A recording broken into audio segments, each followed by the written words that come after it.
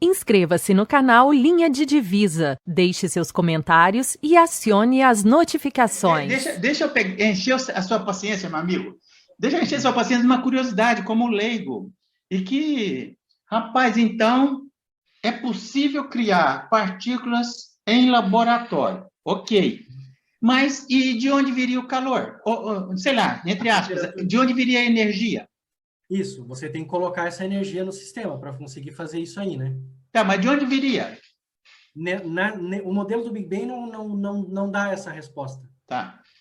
A gente, em física, no ponto de vista da física, tudo que a gente sabe é o seguinte: as condições iniciais eram essas. Como é que o universo chegou nessa condição inicial? Por que ele tinha aquela configuração inicial? A gente não sabe. Você não acha que tem que ter muita fé para acreditar? Assim, ó, que gera... Desculpa fazer o papel de advogado do diabo. E como um cético, em todos os sentidos, um cético entre aspas, em todos os sentidos. Eu consigo produzir matéria a partir de energia e altas velocidades de determinados tipos de energia. Ok, mas não tem que ter muita fé para assim, ou terceirizar a origem dessa energia. Eu não vou explicar. Então, eu acredito nessa teoria, mas eu não tenho como explicar o que poderia compor as várias partes dessa equação. Eu tenho... essas minhas conjecturações estão associadas com a última pergunta, que eu vou jogar uma batata quente na sua mão, que é tratar um pouquinho das questões da metafísica. E eu não quero nem saber, cara. Sabe por quê? Eu tenho um amigo que fala o seguinte: tem que ter muita fé para acreditar na existência de Deus e tem que ter muita fé para acreditar no Big Bang a partir do nada. Ele fala essas coisas, eu não discuto com ele, não quero nem saber. Mas tá legal. Fala um pouco mais do Big Bang. Eu tô achando muito interessante. Tá ficando mais visível para mim o Big Bang, sabe?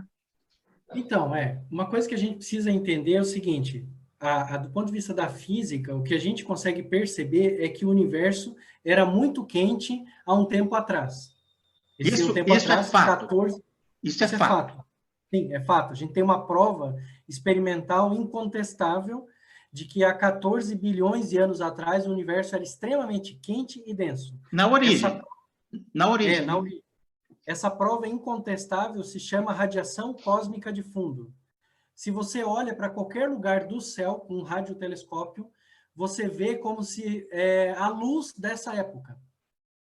Okay. A luz dessa época. Você vê o brilho do universo nessa época. Só que o brilho do universo não é em luz visível, né? Não é na luz que a gente vê aqui com o Sol e tal. É numa faixa de rádio. Tá? Mas é incontestável. Você pega o telescópio e olha para qualquer lugar do céu e você vê o mesmo brilho, que é olhar o universo há 14 bilhões de anos atrás. Tem mais algum ponto do Big Bang inquestionável? Então, esse que eu estava falando, eu não terminei. Quando você cria uma partícula, você cria um par. Na verdade, você nunca cria uma partícula sozinha. Você cria uma partícula e uma antipartícula. Você cria um elétron e um pósitron. Você cria um próton e um antipróton. É um equilíbrio. Você pode pensar que é o seguinte: você tem algumas leis de conservação na física. Uma das leis de conservação, por exemplo, a lei de conservação da carga. Então, você cria um elétron com carga negativa e cria um pósitron com carga positiva. É empirismo puro. A gente sempre observou que a conservação da carga é respeitada. A gente não encontra violação da carga. Assim como a gente não encontra violação de outros números aí, tá? Então, o que acontece é o seguinte: o universo deveria ser em iguais partes de partículas e de antipartículas. Deveria ser assim, se surgiu desse mecanismo. Só que não é. O universo é só partícula. Não tem antipartícula no universo. A gente cria em laboratório e elas logo somem. Então, onde está o outro universo que está faltando? Um universo de antipartículas. Essa é a teoria que você tinha falado lá do espelho, do espelhamento cósmico e tal. Ou seja, é provável, assim, entre aspas, que exista, mas ninguém sabe se realmente existe. Aí tem várias especulações. Alguns acham que existe, só que a gente não tem acesso. Outros acham que tem um problema na teoria de partículas, que é possível explicar essa assimetria aí que a gente observa. Então, ninguém sabe hoje. Esse é um problema sério do Big Bang. precisa ser explicado. É um dos problemas sérios do Big Bang que precisa ser explicado. E você se alinha com alguma das teorias aí ou você fica só assistindo? Assistindo e vendo até onde vão descobrir. A gente pode fazer aí, nesse ponto, a história ajuda muito a gente, né? E a gente pode fazer um exercício de olhar para a história da física. E a gente percebe que os físicos erraram sempre muito feio quando eles olharam para sistemas físicos que tinham condições muito diferentes do que eles já tinham estudado até então. Por exemplo, se você olha para um sistema físico com uma certa temperatura, 100 graus Celsius, e você faz algumas leis ali, quando você olhar para um sistema a 100 milhões de graus Celsius, vai ser outra realidade. É outra realidade.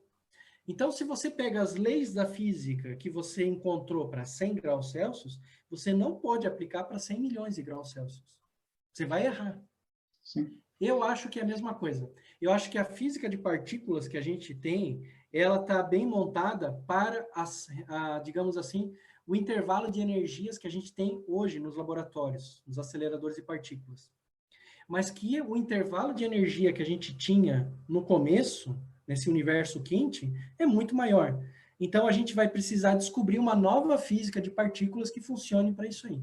Eu acho que isso é mais realista do que ficar inventando umas especulações. Às vezes, o pessoal propõe uma teoria sem pé nem cabeça. Ô, Alexandre, eu vou sair de novo um pouquinho, depois a gente volta aqui. Desculpa. Você conhece, já ouviu falar, provavelmente, da sua área, do Laboratório Nacional de Luz Síncrona, que fica aqui perto de casa. Eu estou pertinho dele, viu? Assim, eu estou a 3 quilômetros dele. Passo lá na frente dele de vez em quando. O que eles fazem exatamente? Eles aceleram partículas ali? Eles não aceleram eles aceleram partículas e tal, mas a grande, digamos assim, filão do Laboratório Nacional de Luz Síncroton, né? É um feixe de luz, na verdade, né? Um feixe de luz que incide sobre a matéria, e aí esse feixe de luz incidindo sobre a matéria pode gerar outras partículas, pode, enfim, fazer várias outras coisas, né? No caso, é um feixe de luz sincronizado e tal, tem propriedades para estudar... Inscreva-se no canal Linha de Divisa, deixe seus comentários e acione as notificações.